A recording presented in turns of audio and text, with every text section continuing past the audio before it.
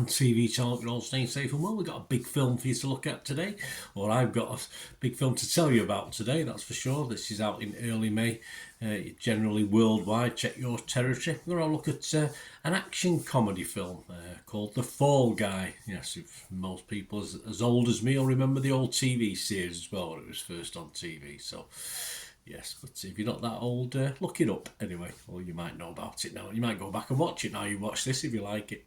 So please join me. Please, if you are new to the channel, push that subscribe button, push the bell notifications, everything film and TV. Great to have you on board. Reviews like this, information, blogs, lots of different things on films, series, everything, and all your comments are very welcome, of course. And if you do check out the channel, you'll see stuff on my football team, Manchester City as well. So if you know anyone who might be interested, or if you're not yourself or know someone who might be, just kick them in my direction. I'll be very grateful. But it's film and TV today, and more importantly, a reasonably budgeted film. Yes, it's obviously American action comedy, directed by David Leitch and written by Drew Pearce. Loosely based on the 1980s TV series about stunt performers. Nice little homage to that at the end as well. So stay watching when the credits start to roll. And the film follows a stuntman working on his ex-girlfriend's directorial debut action film, only to find himself involved in a conspiracy surrounding the film's lead actor. This stars, yes, the two main people in this that I like: Ryan Gosling, Emily Blunt, especially Emily Blunt, Aaron Taylor Johnson, Hannah Waddingham, Teresa Palmer, Stephanie Sue, and Winston Duke. And this was released in Australia and New Zealand on or around April the 24th, so you got the benefit of seeing it first. It was set in and around scenes of Sydney, etc. And it's got released in the US and various other territories, including Canada and the UK, on or around May the 3rd. So yeah, it's a nice big screen watch as well. So I mean, I don't mind. I can watch stuff on a Matchbox, but of course you get the better effects if you go to the cinema to watch this. So I would certainly recommend that as well. Which tells you I sort of liked it, didn't I? Right, that leads me to my little thoughts. I mean, it's not a film I sort of thought I would overly like. I do like a bit of a story to an action film, but of course it all depends on certain elements within the film. It sort of got me on side straight away because of course the character, the stuntman, is actually a few inches bigger than the big star he's obviously doubling for, which is quite funny. You think of people like Tom Cruise, who probably why he does most of his own stunts. You know, it's quite a diminutive character, isn't he? But I like that little bit at the start of the movie. I was a bit worried. I don't mind, as I said, I don't mind a decent action thriller, but for me the story has to be good, or the chemistry on screen, or the humour, because it is a comedy action thriller, of course. And I did enjoy the TV series, but I was a lot younger then. I've probably aged and want a bit more out of my TV film viewing. But yeah, back in the day, so I was reasonably hopeful, although I was a little bit of trepidation when I started to watch this. But the chemistry between, of course, the two main leads, Blunt and Gosling, was just pretty cute from the start. So that won me over. That got me interested for the early part of the film.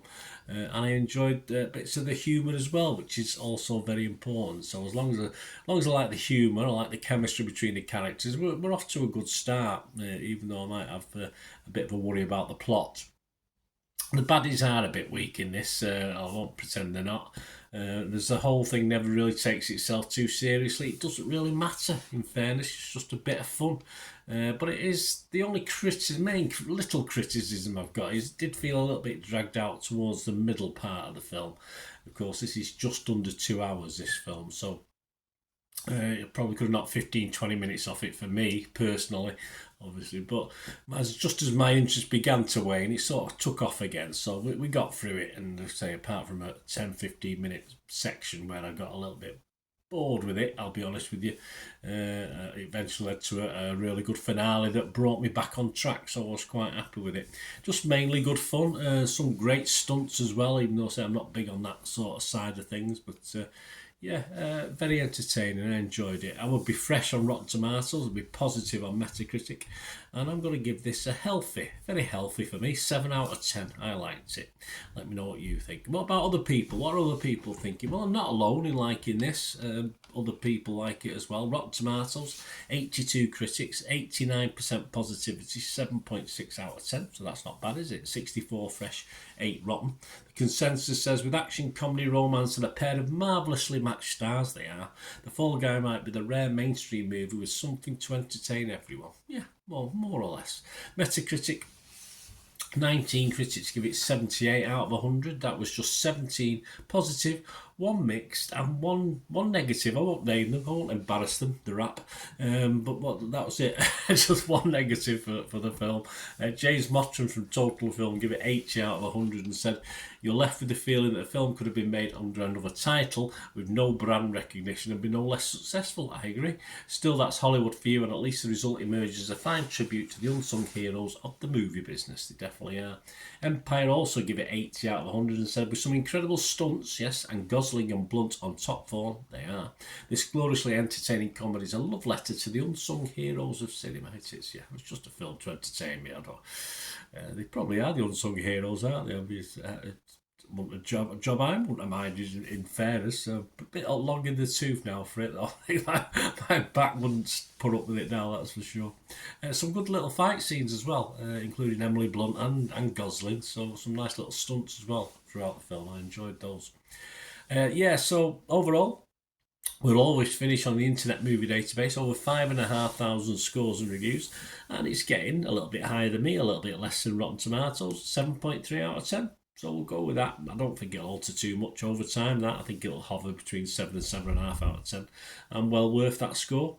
Let me know your thoughts, guys. Great to hear from you once you've gone out and watched it, if you've not watched it already. But yes, I wholly recommend it. Thanks for watching, guys. Until we meet again, I only ask one thing, don't I? Please stay safe, everyone.